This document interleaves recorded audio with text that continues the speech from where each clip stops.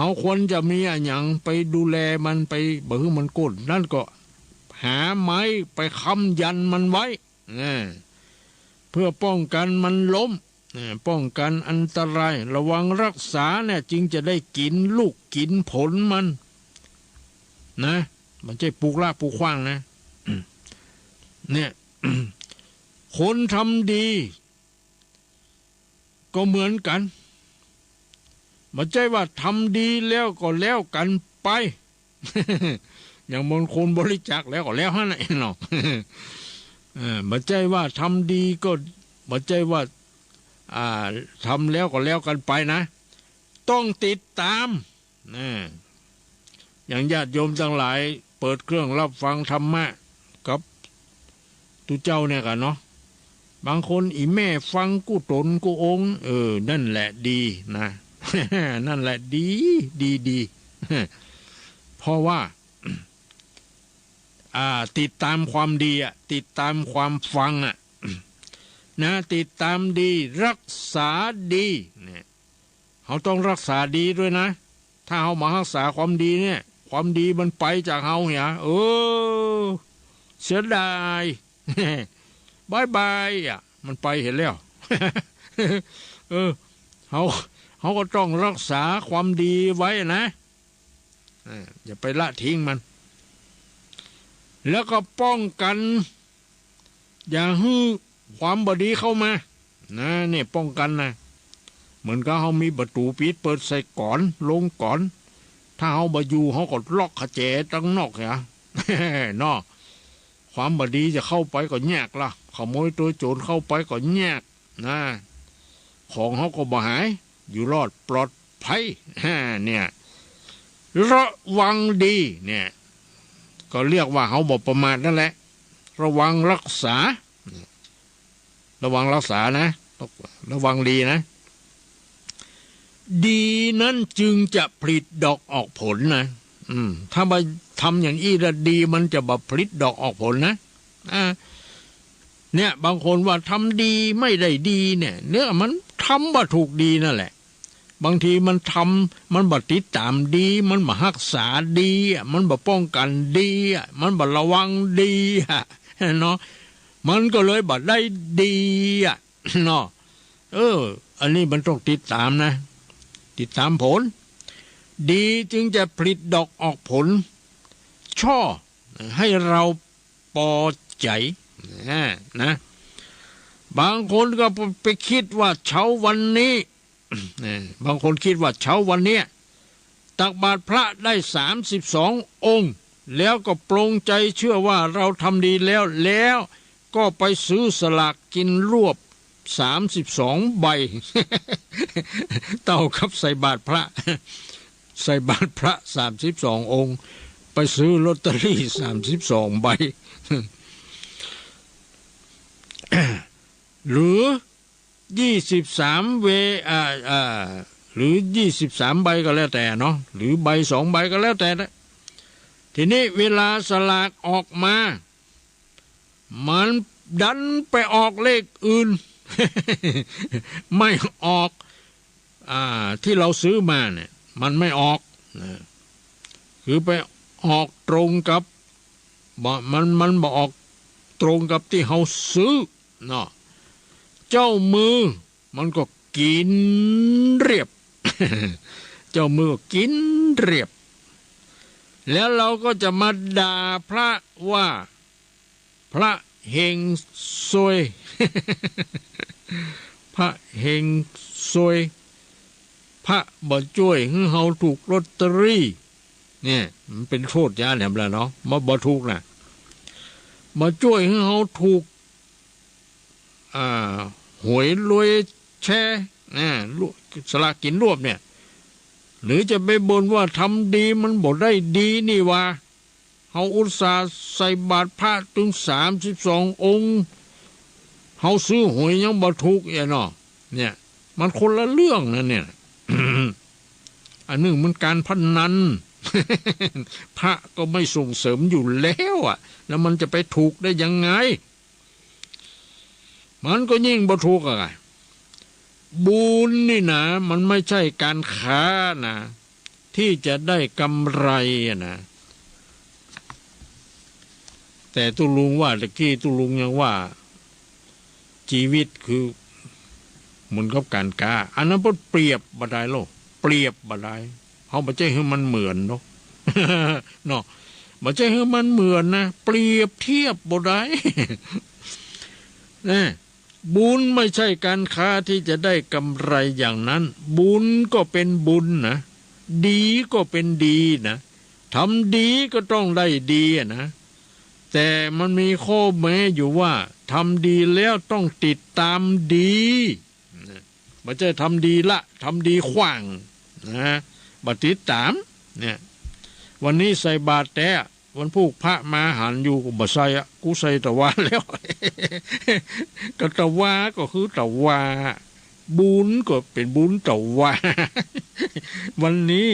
เฮายังบ่ได้ใส่บาตรวันนี้เฮาก็ยังบ่ได้บุญเด้อเนาะ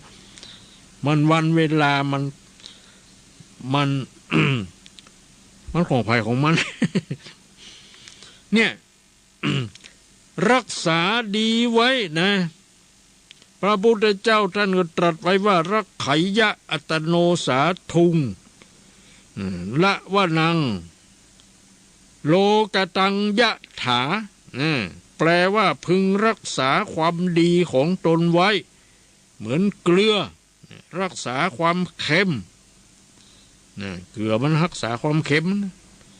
เกลือหวานมีก็นี่เกลือส้มมีก็นี่ เกลือขมเนาะมีเนาะเกลือมันก็เค็มกันตุลุง ขึ้นชื่อว่าเกลือเนี่ยบอกว่าเกลือตัวผู้หรือเกลือตัวเมียเขาไปหูได้เกลือตัวผู้กับตัวเมียเขายังมาหันอวัยวะเพศของมันเลย โอ้ยก็ตุลุงเขาบอกว่าเกลือตัวปูมันแย่ มันเม็ดใหญ่น้อยหนึ่งอีหรอไอ้เกลือตัวเมียก็เม็ดน้อยปอมๆ คนเราเนี่ยก็จ้างใส่จื้ออย่างกันนะเนาะ ทั้งที่มันก็บ่แสดงอวัยวะประเภทอะไรให้เราเห็นเราหูเขาก็ไปอัปโลกหรือว่า ไปคิดว่ามันเป็นเกลือตัวผู้ตัวเมียน่ากะยาบางอย่างเอาหากนั้นเอาหากนี้แล้วก็เฮือเอาเกลือปูตัดอีวะเอาจะไปเอาเกลือปูตัดที่ไหน ไปถามคนเฒ่าคนแก่เนาะคนเฒ่าคนแก่เปิ้นหู แล้วอ่อนมาเดียวบอกหูเกลือตัวผู้ตัวเมีย หูกับเขาอะ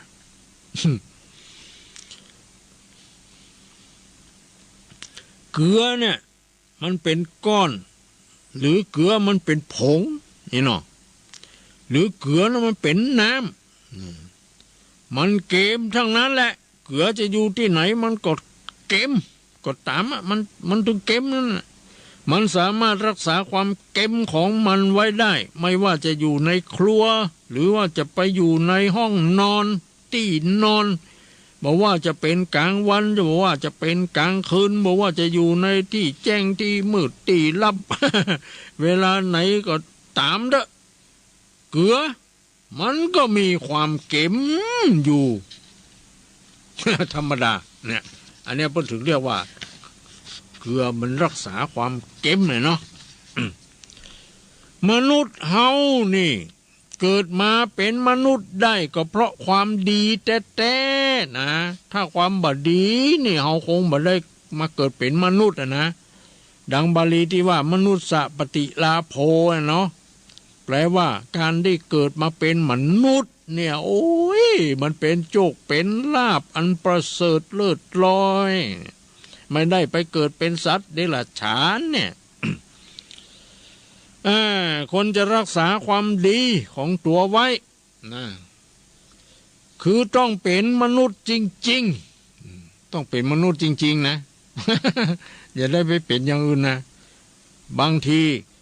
ตัวร่างกายเป็นมนุษย์แต่จิตใจนั้นเป็นสัตว์เดรัจฉานเนี่ยมันก็มีนะบางที ร่างกายเป็นมนุษย์แต่จิตใจเป็นเทวดามันก็เป็นได้นะเนี่ย อย่าฮืดเพราะความดีแต่นะควรจะรักษาความดีของตัวไว้คือต้องเป็นมนุษย์จริงๆอย่าได้อย่าให้ดีแตกเป็นอันขาดนะถ้าดีมันแตกแล้วเป็นไงขม อย่างดีงัวดีควายได้เนาะ มันดีมันแตกเนี่ยขม แต่ขมล้ำเขาใส่ซ่าขมระเมาะเหรอคือตัวเป็นมนุษย์แต่หัวเป็นม้าหรือตัวเป็นมนุษย์แต่หัวเป็นไก่ชอบจน คนบางคนตัวเป็นคนแต่ในสมองคิดแต่เรื่อง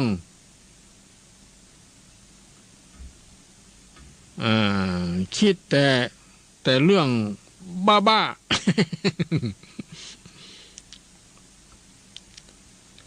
หรือ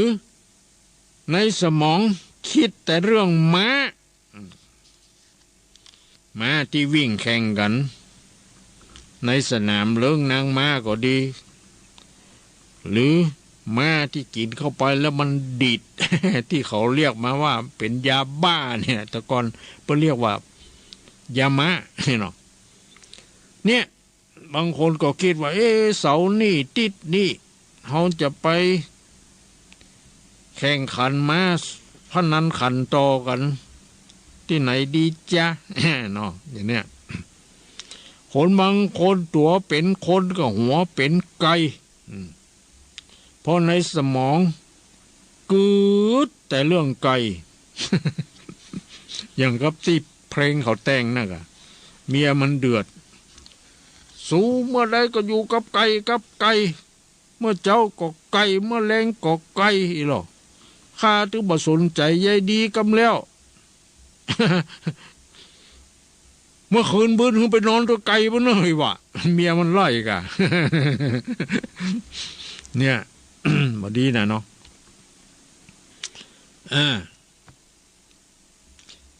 ในสมองคิดแต่เรื่องไก่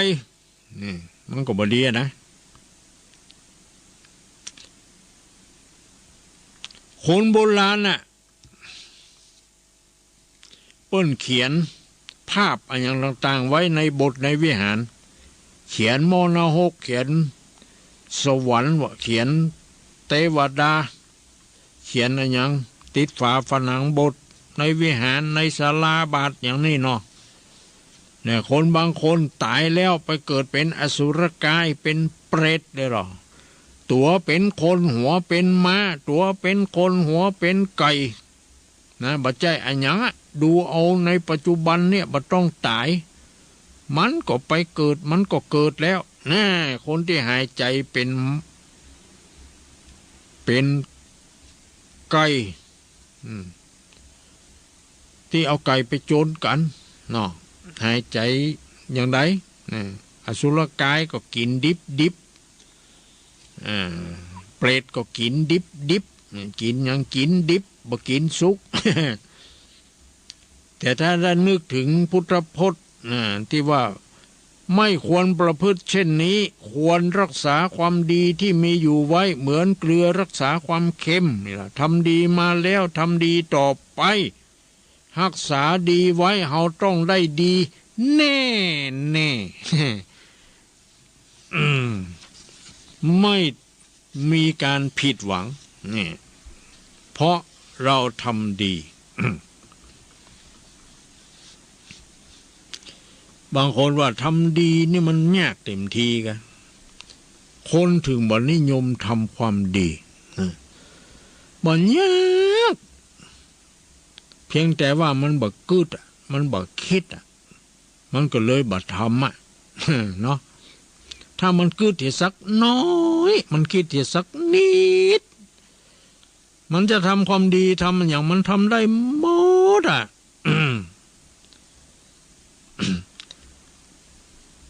อย่างคนหลงทางมาเนี่ยเฮาจี้จ้องบอกทางคือมันก็เป็นความดีแล้วนั่นน่ะนะ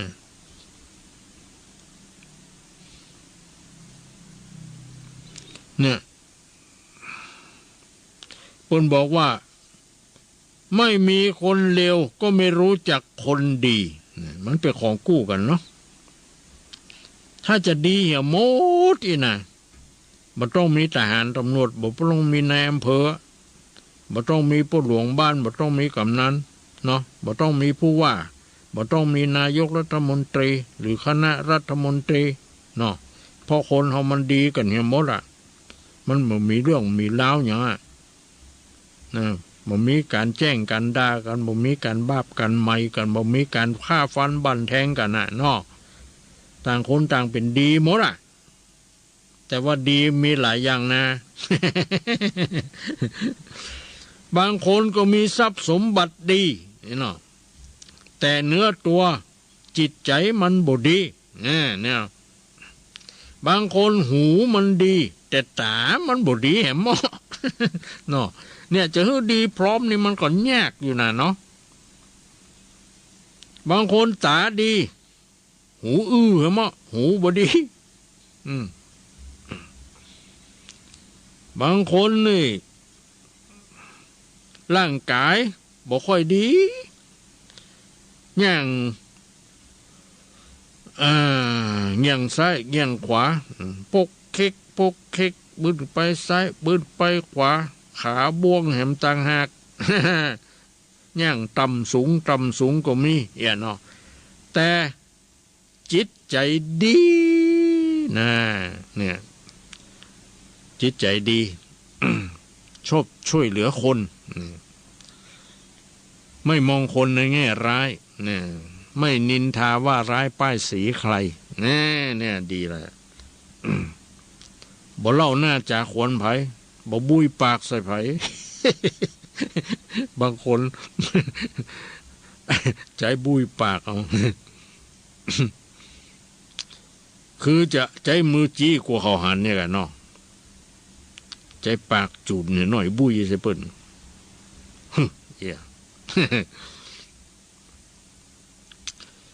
ไม่มีคนเลวก็ไม่รู้จักคนดีไม่มีหนี้ก็ไม่รู้จักการประหยัดเนี่ยเนาะเปิ้นก็ถึงว่าไว้แล้วไม่มีคนนัดก็ไม่รู้จักเวลานี่ถ้าไผมานัดเฮาหมูเวลาหรอก เนาะถ้ามีคนนัดกำก็พอเวลาคนนั้นนัดคนนี้นิดอย่างเฮาวันนี้หมอนัดผู้ที่มี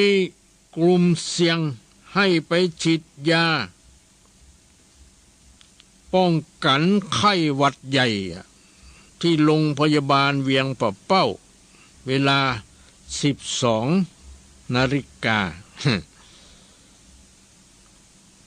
เขาไปตั้งแต่10 โมงปลายกินดื่มนมไปกองเขาก็บ่กินนะไปนั่งปดโต้คนเหลือปล่อยหลวงกันภาคเจ้าเปิ้นฉีดไปแล้ว200 คนวะบัดเดี๋ยวนี้ภาคเตี้ยงเนี่ย400 คนวะปดโท4 5 6 600 ป่าย700 ป่ายกันพอดีหมอเปิ้นก็ฮู้จักเฮาอยู่น้อยเนาะเพิ่นก็ต้อนรับจัดดีเฮานั่งหั่นนั่งนี่แนะนำพำอันอย่างอีกำเดียวเพิ่นก็ฮ้องเฮาไปฉีดฉีดแล้วเพิ่นก็ให้พักอยู่สัก20 นาที30 นาทีเพื่อเฝ้าดูอาการบางคนฉีดแล้วเป็นลมนะนี่มันก็บ่ได้หมอเพิ่นก็จะได้แก้ไขทันเพิ่นก็บอกว่าถ้าฉีดแล้วนะถ้าเจ็บหน้าอกปวดตามเนื้อตามตัวก็ดีใจสั่นวันไหวหน้ามืดตามัวก็จะเป็นลมขอ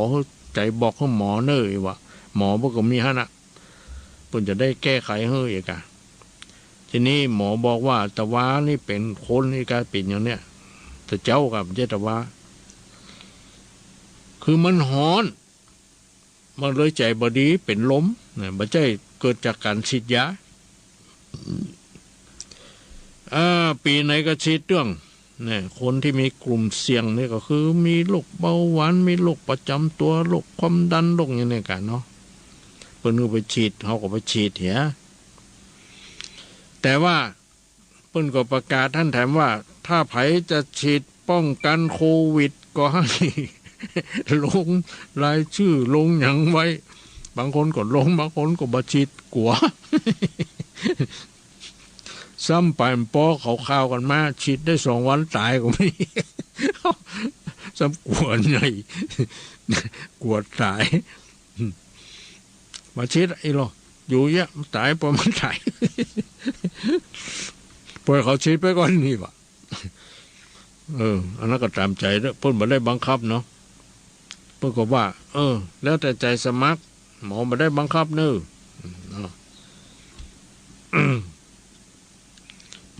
อันนี้ก็ว่ากันไปมันอย่างไรก็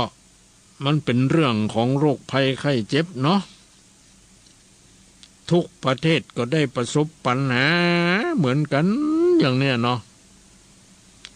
เนี่ยเขาว่ามันน่าจะไปเอาไอ้ตัวที่คนที่มันปล่อยโรคนี้ออกมานี่กันเนาะที่มันไปทำอย่างทางเคมีทางอย่างโมโหเกิดผิดพลาดอย่างได้เขาก็โมโหเขานะสังเกตพวกตะกอนเรื่องราวเกิดขึ้นครั้งแรกคืออะไรใครจำได้นั่นก็คือไข้หวัดนกอีตะกอนปะโต้ไผ่เอานกเขามาเลี้ยงเอาไปปล่อยหมดกลัวลูกไข้หวัดนกติดเต้าหน้ากับเดี๋ยวนี้ที่วัดนี่นะห้างตำเนี่ยเมื่อเจ้าก็ดีเมื่อแรงก็ดีปดเต้านกเขามันขันเขาท่องกันเขามาปล่อยที่ไหนมูแล้วมันมาอยู่วัดก็เป็นอันม่วนเหียเก่าแต่มันนักมันหลายมันขันตอบกันก็เหมือนหูเหมือนกันนะ ก็ปล่อยมันตามธรรมชาติอันนั้นเกิดจากไข้หวัดนกนั่นแหละเขาก็หมูที่เลี้ยงนกเอามาปล่อยเอามายังกลัวติดเนาะได้มาหันวางเวงเขาก็จำมาได้ปีใดเดือนใดเขาบ่ได้จำเกิดโรคงัวบ้าอีกปัดเต้าเขาบ่กินจีนงัวบ่กินอย่างกันจัดเมินงัวก็อยู่รอดปลอดภัยไปได้จัดเมินบ่ได้ตายเขาฆ่าเพราะเอาจีนมันมาขายมันบ่ได้ขายดีเขากลัวเป็นวัวบ้ากินแล้วเป็นบ้าตายเป็นนั่นเป็นนี่นะบ่เดี๋ยวนี้มาอันนี้มันเล่นเป็นมองด้วยตาเป่าบหันมาทางอากาศวะมาทางอย่างบ่ฮู้ถ้าเป็นตัวเป็นตีนมาสกรรมเนาะแบบปากันมัดแข้งมัดขามันติดมันจะซ้อมหัวมันนะจนมันแหลวบลมเต็มแตะนะ โรคโควิดนี่เนาะอันนี้เขามาหันตัวมันมาทางใดก็บ่ฮู้นะมาถูกเนื้อต้องตัวเฮาไปปอเป็นโรงกินปอดเขาแถมจะนี่ต่อยุ่งเนี่ยติดกันเบื่อบางทีก็ทางรัฐบาลเพิ่นก็บอกให้เข้มงวดกดขันให้ช่วยกันนี่เนาะบางคนกดข้าหมูจูง่ายอย่างว่านั่นแหละลูกตั้งใต้ตั้งอย่างมาก็บอกคือกำนันผู้ใหญ่บ้านบอกคืออสม.ขับอยู่บ้านถูกอสม.หลวงอย่างก็มาหามาอย่างขอให้ไปตรวจขอให้ไปอย่างเนี่ยบางคนนี่มันมักง่ายนะก็มันติดมาโดยตัวเนาะพายไม่ใช่ใครให้มันติดแต่มันติดมาโดยเฮามาหันตัวเฮาก็น่าจะไปตรวจไปอย่างให้มันปลอดภัยให้กันเนาะมันต้องทำอย่างนั้นถ้าบ่ทำอย่างนั้นมันก็บ่ได้เนาะอันนี้นะสำคัญนะเนี่ยเราต้องให้ความร่วมมือเนาะ จากทางรัฐบาลจากทางกระทรวงสาธารณสุขเปิ้นให้อยู่บ้านเขาก็อยู่บ้านกันเนาะอย่างบ้านเฮานี่บ่เดือดร้อนร้อนใจเนาะเพราะเหตุใดเฮามีข้าวไว้กินเฮามีดินไว้อยู่เฮามีอู่นอนนำถึงแม้นว่าเฮาบ่มีคำเต็มใต้แต่เฮาก็มีเงินใช้จ่ายอยู่พอสมควร เนาะ เฮาบ่เดือดร้อนเนาะหมู่ที่เขาทำงานนั่นก็เดือดร้อนอ่ะเปิ้นบ่จ้างอ่ะเปิ้นคาดคนงานออกอ่ะหรือบางทีก็โรงงานปิดอ่ะนี่ก็แล้วเขาจะอยู่ยี่อย่างหั่นไปรับจ้างไงไผก็บ่จ้างก็เลยปิกมาหาพ่อหาแม่หาบ้านหาจองอ่ะเอาล่ะไปนำเอาโควิดติดตัวมาเอาล่ะเอามาปล่อยในครอบครัวในหมู่บ้านเนี่ยเพราะฉะนั้นพูดถึงว่าถ้าคนมาจากต่างถิ่นต่างแดนต่างบ้านมาให้มารายงานกำนันผู้ใหญ่บ้านนั่นเนาะอสมอย่างบอกคือเปิ้นหูเนี่ยว่าเฮาลูกที่หันที่นี่มาเป็นจังหวัดที่เสียงกออย่างกอน่ะแล้วก็ไปตรวจไปอย่างพอนะบางทีวัดไข้โอ้ไข้สูงจะเนี่ยเนาะ มาได้แล้วนะเนี่ยเอามาปิดเอามาติดมา8 ครอบครัวพ่อแม่พี่น้องลูกหลานบ้านเฮาโดยแถมแล้วไปที่ไหนพ่องวันที่เท่าใดเวลาเท่าใดอยู่ที่ไหนเนี่ยเพื่อจะต้องสืบสาวเล่าเรื่องหมดนะกักตัวแฮม14 วันนะแต่บางคนอย่างว่าลักมาแล้วก็บอกคือภัยอย่างใดอะค่ะโอ้นี่ยุ่งนะมาได้นี่แหละญาติโยมทั้งหลายก็เรื่องสเปเฮละเอามาเล่าอู้สู่กันฟังแก้ง่อมแก้งันแก้หยังกันไปเนาะตอนนี้ก็มาถึงช่วงสุดท้ายแล้ววันนี้ก็คงมาได้เล่านิทานนะคะมาเล่าอะ มันน่าไว้พัดหน้าก็ดีก็ได้บัดเดี๋ยวนี้ก็เวลา 21:35 นาทีนะนี่ เนี่ยถ้าในกาไผบกงก็ตั้งเนี่ย21:35 นาทีตามเวลามาตรฐาน มาตรฐานอย่างหมูเนี่ยนาฬิกาเนี่ยหน้าที่เรือนน้อยมันจะเวยเนาะเรือนใหญ่มันจะจ้ามันบ่เป็นอย่างนั้นเนาะ มันอยู่ที่จักรกลไกของมันเพิ่นตั้งไว้ดีแล้วเพิ่นตั้งให้ไว้วันกับคืน1-24 ชั่วโมงแน่แต่บางครั้งบางทีก็จ้าไป 2-3 นาทีบางทีก็เวยไป 2-3 นาทีเป็นปกติธรรมดาเนาะเขาก็ตั้งเอาทางวิทยุว่าที่เพิ่นเทียบเวลานั่นแหละเต็งเต็งเต็งเต็งขณะนี้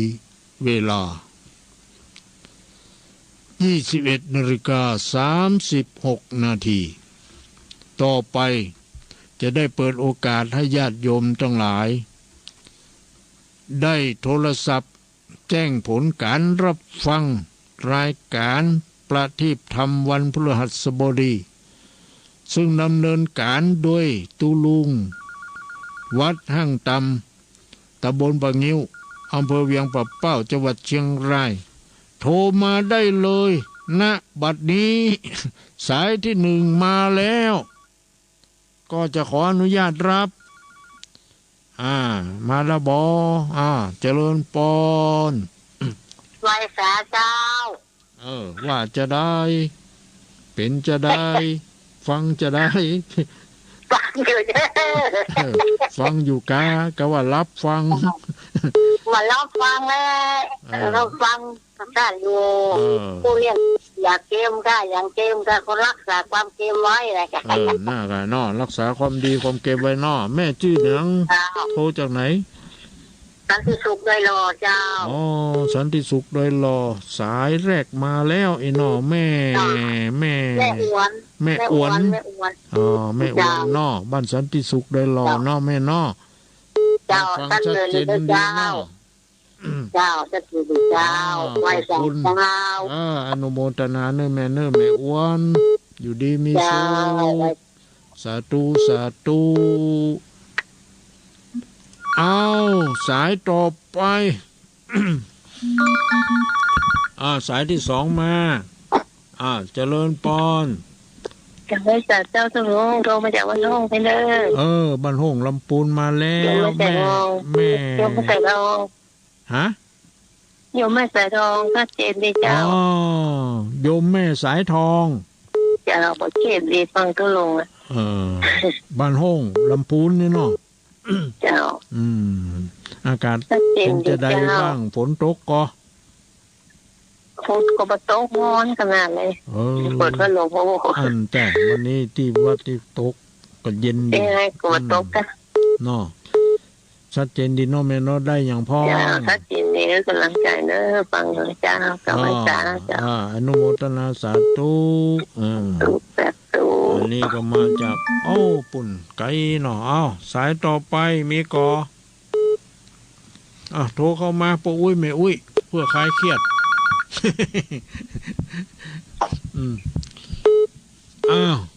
เจริญปอนสมรราชการแต่พระคุณเจ้าเจริญปอนโยมอยู่บ้านหลังถ้ำนี่กันเนาะครับอย่างชัดดีเนาะอย่างชัดดีแต่ครับเราฟังจากฐานีไหนขึ้นตัวใดฐานีเจียซ่อนครับเราฟังชัดเจนดีเนาะครับชัดเจนครับอนุโมทนาสาธุเนออยู่ดีมีสุขครับผมจะเดินปอนจะเดินปอนน้อยฝนเลยปอนน้อยฝนปอนน้อยฝนนี่เนาะจะเดินปอนจะเดินปอนครับสายต่อไปเนาะปอนเนาะเปลี่ยนกันครับสายต่อไปมีอีกไหมมาแล้วกะเจริญปอนไปจ้าก็คายก็อย่างนี้กันเนาะปอนคายต้นนั้นคายกันเนาะฟองเข้าหน้าเนี่ยทำนี่ม้วนตะก้าตอนตลกหวยเราม้วนเราไฟตัวตัวเจ้าตัวนี้เราทำทำม้วนตลกตัวใครหัวตัวเราฟังกันจะหลายนะฟังกันหลายเยอะเนาะฟังกันจะหลายผมมาจากผมจากรู้กันนี่ละฟังเยอะๆหลายๆนะพวกมันจะได้คติสอนธรรมคำสอนของพระพุทธเจ้าเนาะขอเครียดท่านว่าทำไม่หมดแต่พอท่านอยู่ทุกสบายเลยท่านเช่นเดียวกันพอใครอยู่ดีสบายมั่นขวัญยืนเนาะเจริญปอนนี่ก็ปอคายเนาะโทรมาแล้วสายต่อไปมีอีกก็สายต่อไปคนใดโทรแล้วโยมต้องปิดนะถ้าคนใดโทรแล้วแล้วก็ปิดมีอีกไหมไปสาเจ้าลุงว่าจะได้โทรมาจากไหนแม่กล่องแรงเมื่อน้ำเย็นนะฟืนยังปั้นแต่วัดลำปางฟังอยู่เนอะฟังอยู่เนอะแม่กล่องเย็นนี่กะแม่ฟังธรรมะนอนซึมแล้วแต่แสดงว่าทุกโป่งทุกคืนแสดงว่าติดแล้วกันนั่นจริงค่ะแม่ฟังธรรมะนอนซึมแล้วพ่อลุงได้นั่นน่ะถ้าเขาไม่ได้ฟังมันก็งุนงิดนะเพราะว่าฟังเป็นประจำเป็นนิสัยก็ว่าถึงแฟนโม้ว่าผังมาเปิดไม่ใช่หัวฟังอยู่ขึ้นยังฟังขึ้นยังดารุณีสถานีเจสอนสถานีเจสอนของคุณโยมดารุณีเนาะเปิ้นคุณแหมไม่เนาะดีแล้วเนาะกำลังใจเนอะเจริญปอนเนอะที่สามครั้งตลอด อยู่ดีมีสุขเนอะอายุมั่นขวัญยืนเจ้ากับแล้วใจเจ้าเจริญพรเจริญพรสาธุอนุโมทามีเอาสายต่อไปว่ายังไงโทรมาศูนย์อันนี้แล้วไปแล้วปิดเอาคนใหม่เข้ามา คนใหม่มาแล้วเจริญพรจากไรจากเจ้าพระหนูโยมถูกมาจากไหนอย่างใดชื่อเสียงเรียงใดกะรายงานตัวหนองบัวจักรการเจ้าฮะอยู่หนองบัวจักรการเจ้าบ้านหนองบัวอำเภอชัยประการวันทุกเนี่ยค่ะรับฟังเป็นยังไงชัดเจนดีก็เจ้าชัดเจนดีเจ้าหลวงชัดเจนดีน้องแม่ยังก็ชื่อเนี่ยฮะแม่สีอ่อนเจ้าแม่สีอ่อนโทรมาจากบ้านหนองบัวชัยประการฟังชัดเจนดีขอบใจอนุโมทนาเนอะสาธุนี่ก็แม่สีอ่อนมาจากชัยประการเนาะก็โทรมาแล้วเอาสายต่อไปมีก็จ้า ว่าจะได้เจริญพรเจ้ากับไว้สาเจ้าตัวลุงอันนี้เสียงคุ้นๆแต่ลืมชื่ออันนี้แม่สุเกี้ยศิลาพรสิเตี้ยบ้านวงแบบปูนเด้อเจ้าติดตามตัวลุงอยู่แล้วเจ้าชัดเจนนี่เนาะแม่ศิลาพรเนาะเจ้าเพราะว่าขึ้น98.75นี่วัดห้วยสองจากนี่แหละมันชัดเจนดีเจ้าชัดเจนดีเนาะเจ้าฟังอยู่เด้อฟังตู้ลุงนี่มันบ่เครียดเจ้าสบายใจเนาะบ่เครียดนะสบายใจเจ้าโอ้เนอะได้ความโมอสังจัดนักจัดหลายกับตู้ลุงเด้อตู้ลุงแต่เจ้ากับไว้สา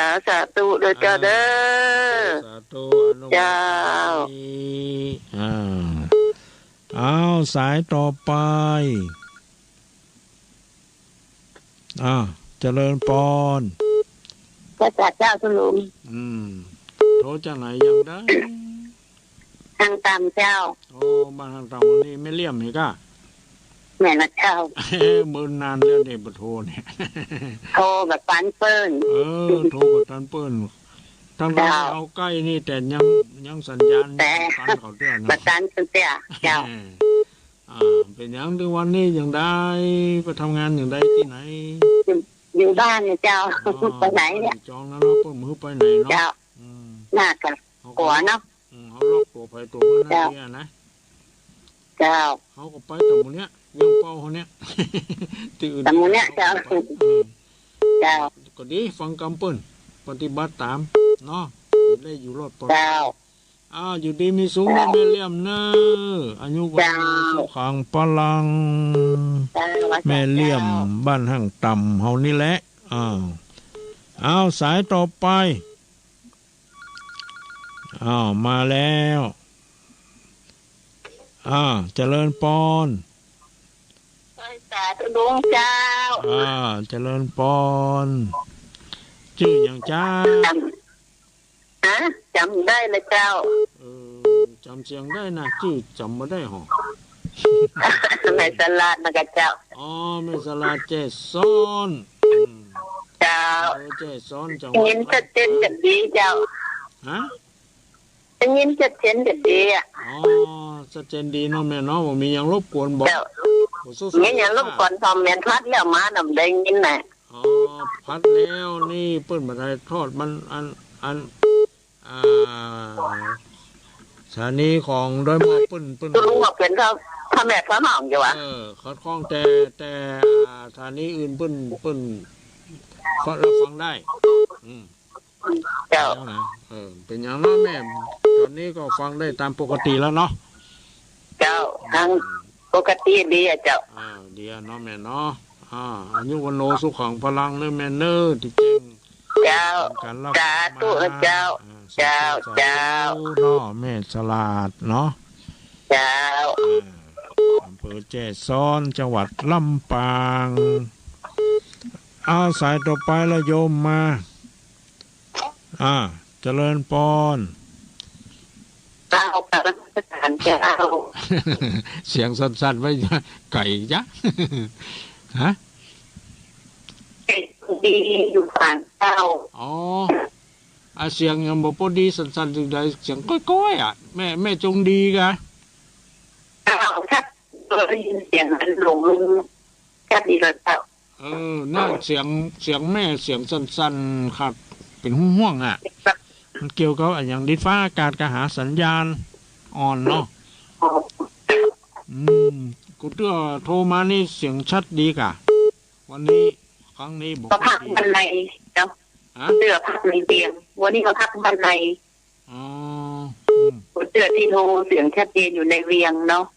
อยู่ที่ร้านแล้วเดี๋ยวนี้อยู่ไหนอันนี้วันโทรที่บ้านเขาได้อยู่ที่บ้านเจ้าอยู่ที่บ้านบ้านเมืองฝางคงน้อยเจ้า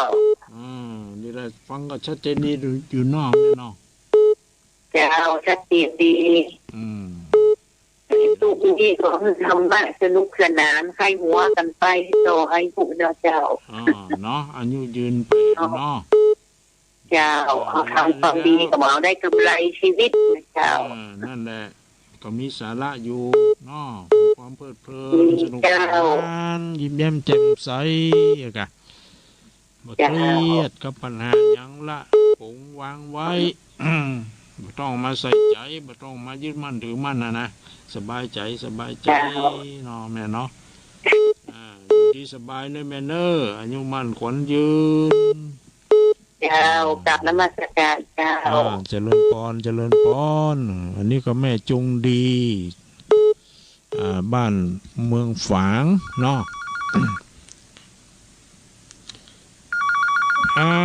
มาอีนี่หนึ่งสายเจริญปอนไปสาเจ้าอินิเม่บัวจันบ้านหลวงตำบลดาวคัวอำเภอเมท่าจังหวัดลำปางกำลังโทรติดข้างแรกเจ้าโอ้ดีละบุญนักบุญนะอำเภอเมท่าจังหวัดลำปางไกลบ่ใจไกลนี่นะเจ้าฟังขึ้นดารุณี1.25ขึ้นลำปางเพ่เจ้าขึ้นของยมดารุณีนะเนาะเปิ้นมีเครือข่ายฟังไกลเนาะเจ้าม้วนฟังตู้ลุงม้วนถ้าได้ฟังได้อู้กับตู้ลุงอย่างทุกตนทุกองฟังตึงว่าในเมโทรบติดเจ้าโทรบตันเขาตัวเองเนาะเจ้ามันก็เป็นธรรมดาม้วนดีเจ้าคนสอนดีเนาะตู้ลุงสอนดีแต่สอนแล้วก็บ่เจ้าเนาะเจ้ามันก็หายเครียดไปเลยนะเนาะตัวลุงเนาะมันก็หายเครียดลืมการลืมงานลืมยังไปกาจิตใจเบิกบานหันษาอยู่กับธรรมะเนาะเจ้าในฟังถึงวันนะธรรมะโอสถอีหรอเจ้าธรรมะคือยาเนาะไปรักษาจิตใจเนาะเจ้าดีละนะแม่เนออนุโมทนาสาธุเนอแม่เนอเจ้าไหว้ศาลเจ้าขออันรักษาสุขภาพดีๆเนอตัวลุงเนอเจริญปอนเนอเช่นเดียวกันเนอแม่เนอเจ้าไหว้ศาลเจ้าอนุโมทามิ เจ้านี่มาจากอำเภอแม่ทะจังหวัดลำปางเพิ่งโทรเป็นสายแรกว่าอย่างนั้นเนาะตัวเอาสายต่อไปเนาะเอาแบ่งกันเนาะคนเล็กคนน้อยจะมีแหมกอหมายเลขบางคนก็จำไม่ได้หัวเนาะ081993นี่เนาะ4074เขียนไว้แล้วก็เมมไว้แล้วก็ใส่ชื่อว่าตู้ลุงห้างต่ำหรือห้างต่ำนี่ก็ได้หอนูฮูกสระอางองูไม่เอกตอเต่าสระอาสะอำไม่เอกห้างนี่มันเป็นชื่อของต้นไม้นะไม่ใช่ตัวคนต่ำนะตัวคนสูงนะต้นไม้บันไดมันต่ำชื่อไม้ห้าง เอามานี่อีกหนึ่งสายเจริญปอนแม่ขาเจ้าเจริญปอนยมโทรมาครั้งแรกก็หลายครั้งแล้วชื่อเสียงเรื่องได้หาชื่อแม่จินจิลาบ้านจินเจ้าเนี่ยจำมาได้เป็นแฟนประจำแม่จินจิลานี่เนาะเจ้าจำเสียงมาได้เจ้าน่ะเสียงมันเหมือนกันเฮ้ย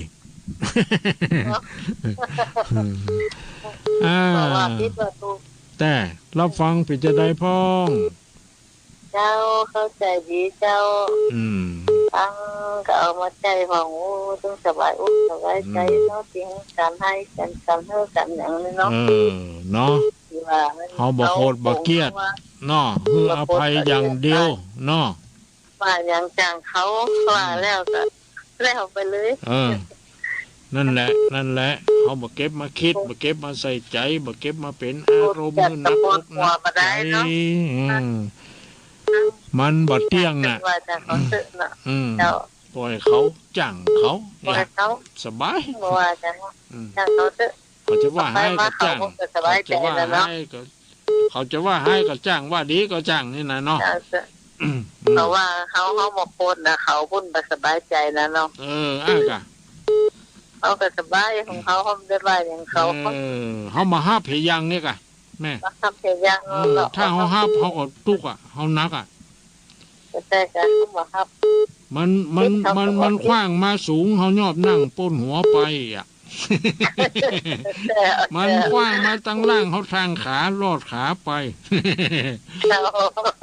สบายใจกันน่ะขว้างมาทางซ้ายเขาหลีกไปทางขวาข้างแล้วขวาเขาหลีกไปทางซ้ายแต่ถ้ามาขว้างมาพร้อมกันทั้งหมดได้หมูไหนเนอะ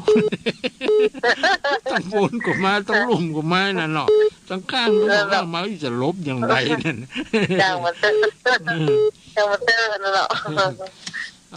ขอบใจอนุโมทนาเนอะเจ้ากับไว้สาเจ้าอนุโมทนาสาธุยังแถม2 สายเนอะญาติโยมใครจะโทรมาอีก2 สายเนาะถ้าบ่ยาวบ่เหมือนก็3 สายได้อยู่ วันนี้แน่นหนาจริงๆมีอยู่ก็ถ้ามีก็เอามา13 สายบ่ได้รับนี่เนาะนี่จะได้นี่เนาะเป็นยังมันน่าค่อยโทรมาใหม่เจริญปอนไม่สาเจ้าตุลุงว่าจะได้โทรมาไกลก็ที่ไหนยังไดนี่ฮะลำปางเจ้าตุลุงอยู่ลำปางมุกอำเภออย่างหาเจซ้อนอยู่อำเภอเมืองเจ้าอำเภอเมืองวุ้นนะรับได้อยู่น้อแม่ฟังสถานีไหนหนาสถานีสตาร์FMเจ้า101.25ฟังชัดเจนดีก็ชัดเจนมากเจ้าตุลุงชัดเจนดีเนาะแม่โทรมาเป็นครั้งที่เท่าใดแล้วเดี๋ยวนี้ครั้งแรกครั้งที่ 1นั่นแหละเอาถึงว่า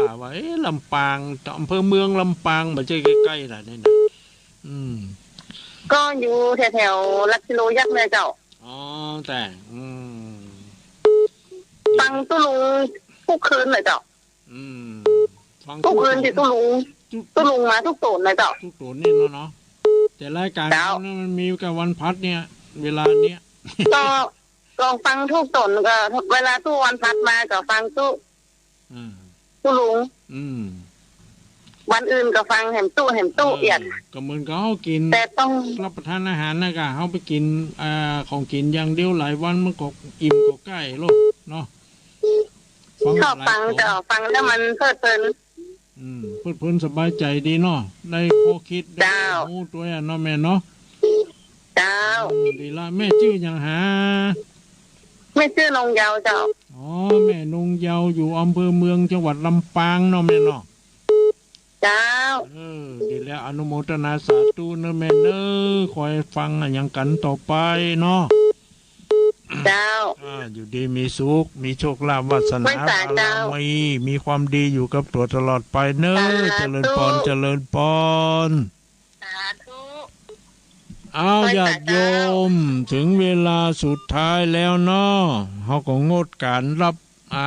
สายก่อนเนาะตอนนี้ก็หมดเวลาพอดีนะโยมนะเขาก็รับฟังกันเนาะในวันพฤหัสหน้าก้อยมาอู้มาเอ่ยมาปะมาพบกันแถมสำหรับวันพัดนี้ก็ขอขอบใจอนุโมทนาสถานีทุกสถานีที่ได้ถ่ายทอดสัญญาณก็สัญญาณสืบต่อกันไปเพื่อให้ญาติโยมทั้งหลายได้สดับรับฟัง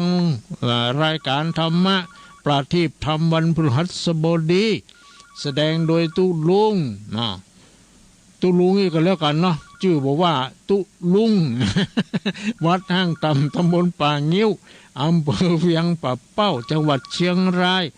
สำหรับค่ำคืนวันผัดนี้ก็ขอความโชคดีมีชัย